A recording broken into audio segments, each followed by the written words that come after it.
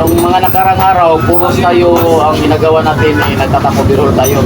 Ngayon, tapo birhol pa rin tayo, pero hindi na tayo magpaparibor ng board. Tulong yung kanyang lumang piston na gagamitin natin.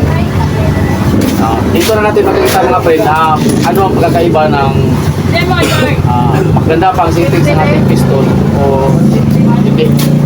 Good day mga friend, may buting-ting everything na naman tayo. Ito ngayon, nung mga nakarang araw, puros tayo ang ginagawa natin, nagtatapo birhol tayo. Ngayon, tapo birhol pa rin tayo, pero hindi na tayo magpaparibor ng board. Tulong yung kanyang lumang piston na gagamitin natin. Dito na natin makikita mga friend, ano ang pagkakaiba ng maganda pang settings ng ating piston o hindi. Dito mga friend, sukat natin yung ating piston. Ito yung kanyang luma. Sa mga hindi pa nakakaalam mga friend, ang pinabit ko na piston dito around 2020 o 2021 ito namin kinabit. Piston ito ng CT100 Libor 50, Queen 50 siya. Kinabit natin sa XRM 125 kasi gusto na mayari, medyo lalakas na kunti sa kanyang motor. Hindi naman siya nagsisi kasi lumakas talaga meron talaga lakas ng kanyang motor. Kaso lang ngayon medyo sa katagal-tagalan na almost 4 years na din, medyo mausok na yung kanyang motor. Kumakain na ng langis. So ito ngayon, magpapalit lang tayo ng piston ring. Ito mga friend, papakita ko sa inyo kung anong pagkakaiba ng Kunz na liner at saka yung kanyang liner na medyo maluwag. Ito mga friend, makikita natin yung kanyang piston pag pinasok natin. Goods kasi pati dito sa dulo. Dito sa dulo, goods yung ating piston. Alugin natin ito maalog. Maganda pa rin yung kanyang settings. Kaya ito mga friend, yung papalitan na natin yung kanyang piston ring. Ito lang yung nasira. Sa mga hindi pa nakakalam yung piston ng CT100, pwede natin ilagay dito sa XRM 125. Ang kagandahan ng piston ng CT100 mga friend is medyo si-medium type siya, compared doon sa XRM 125 na mas medyo mababa yung kanyang dome. Kaya sa pagdating ng kompresyon, medyo mas mataas ng kompresyon yung piston ng CT100. Sobrang high kung ilagyan natin ito ng packet na kunti.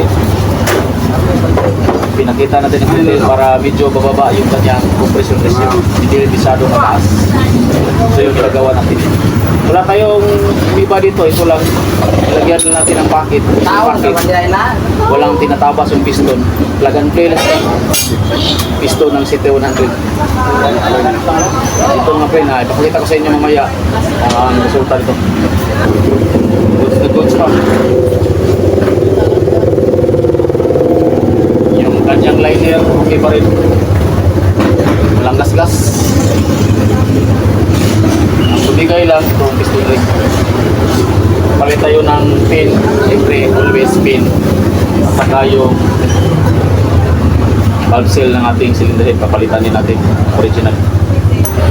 Ano yung piston ring na papalitan ng mga brand, RIK ang brand, trusted ko na brand ang brand na ito. Iba ito.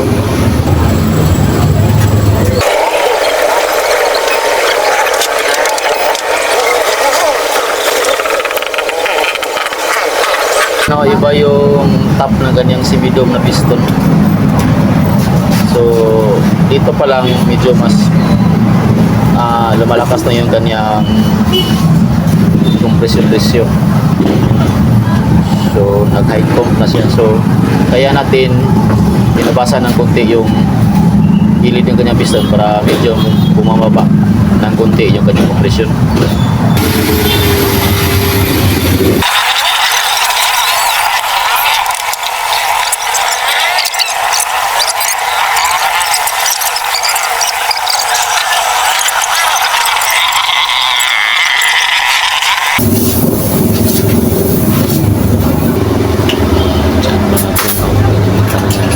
Spot ng ulo nyo kasi halap ng mata nyo. Sigurado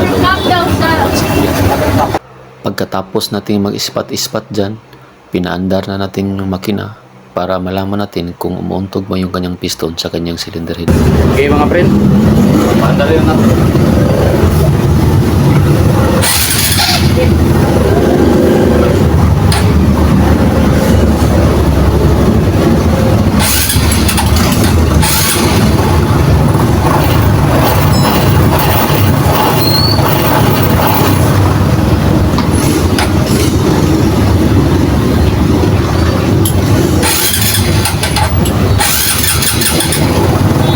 Ayan, naglibog na yung lulo nyo kasi ayaw umandar ang makina.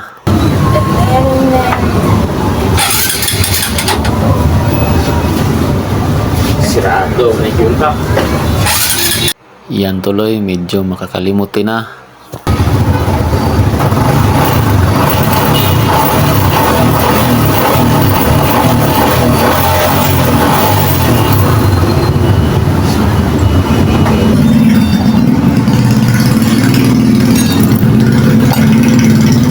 Mga friend, parang ayaw nang tumutunog na yung ating ginagawa ngayon. No? Napakalinis na andar niya. Yung mababalayuin na. Just natin kunti minun. Napakalinis na tunog. Walang hindi umuntog yung ating piston. So yun lang po mga friend, kapag may XRM 125 kayo na gusto medyo lumakas ng kunti yung power, kabitan nyo lang ng piston ng CT100 kasi naka-semi high dome na yung naka-semi dome na yung piston ng CT100. Maraming salamat po sa mga taga-suporta sa atin. Hanggang dito lang po ang ating vlog ngayon, at God bless ating lahat.